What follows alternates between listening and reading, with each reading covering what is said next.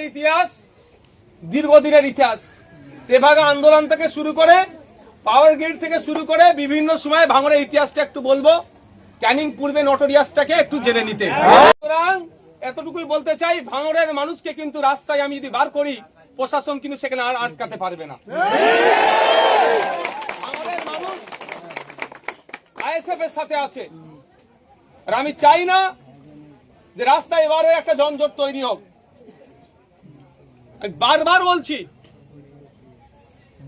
বলছি এটাই, যে এই যে নোংরা খেলা খেলছে, প্রশাসনকে বলছি বন্ধ করুন। ওই লাইট বন্ধ করে 4 রাউন্ড গুলি ছুড়ে 4টা বোমা বাজিয়ে অন্তত ভাঙড়ের ছেলেদেরকে ভয় দেখাতে পারবে না।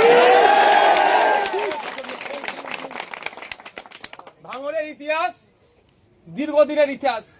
তেভাগা আন্দোলন থেকে শুরু করে পাওয়ার গ্রিড থেকে শুরু করে বিভিন্ন সময় ভাঙড়ের ইতিহাসটা একটু বলবো, ক্যানিং পূর্বে নোটোরিয়াসটাকে একটু জেনে নিতে। আমি আপনাদের বলবো, আপনারা সজাগ জাগ্রত থাকুন। প্রশাসন টাইম চেয়েছে, আমাদের রাজ্য নেতৃত্ব জেলা নেতৃত্বের সাথে কথা হয়েছে, আমরা একটু টাইম দেবো। তার মধ্যে প্রশাসন যদি ব্যবস্থা গ্রহণ করতে পারে ভালো, অন্যথায় আমাদেরকে গণতান্ত্রিক প্রক্রিয়াতে ব্যবস্থা গ্রহণ করতে হবে। রাজি আছেন তো নাকি?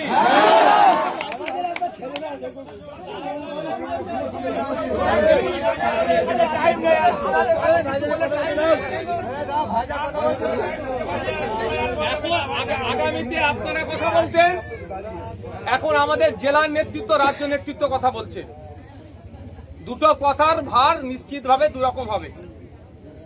আমি কেন এত দায়িত্ব নিয়ে বলছি আপনারা বুঝতে পারছেন না?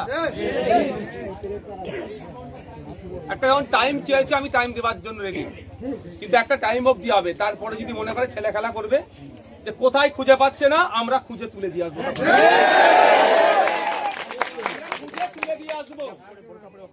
এটাও বলে যাচ্ছি।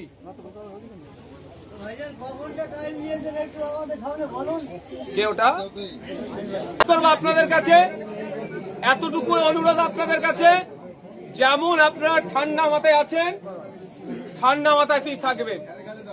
কি কি পদক্ষেপ না চলছে এখন, আমি অনুরোধ আপনাদের কাছে এটাই, আমাদের নেতৃত্বরা কি নির্দেশ দিচ্ছে তার অপেক্ষা করুন।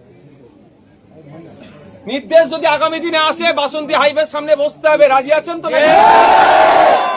নির্দেশ যদি হয় আগামী দিনে ভাঙড় থানার সামনে গিয়ে বসতে হবে। রাজি আছেন?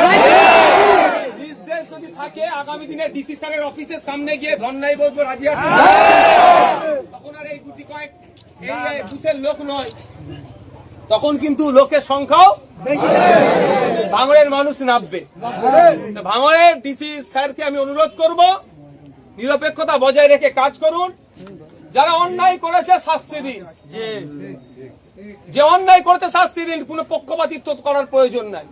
আমি বারবার বলে এসেছি, যখন রাজ্জাক খান খুন হয়েছিল আমি তখনও বলেছিলাম যদি আইএসএফ এর কেউ জড়িত থাকে তুলে নিয়ে চলে যায়, কোনো সমস্যা নেই। হিংসা করবে আইএসএফ বলে তাকে আমি গার্ড করবো, সে মানসিকতা আমার নাই। আর ঠিক একই ভাবে আমাদের ছেলেদের উপর নিরহভাবে আক্রমণ করবে, চুপ করে বসে থাকবো, সেই মানসিকতা আমার নাই। আমি শেষবারের জন্য আবারও বলছি প্রশাসন বন্ধুদের, যে আপনারা দায়িত্ব নিন, যারা এই অন্যায়ের সাথে যুক্ত তাদের বিরুদ্ধে ব্যবস্থা গ্রহণ করুন। আর যদি না দায়িত্ব নিয়ে ব্যবস্থা গ্রহণ করতে পারেন, সেটাও আমাদেরকে জানিয়ে দিন, আমরা গণতান্ত্রিক প্রক্রিয়ায় ওর ব্যবস্থা করে দেবো।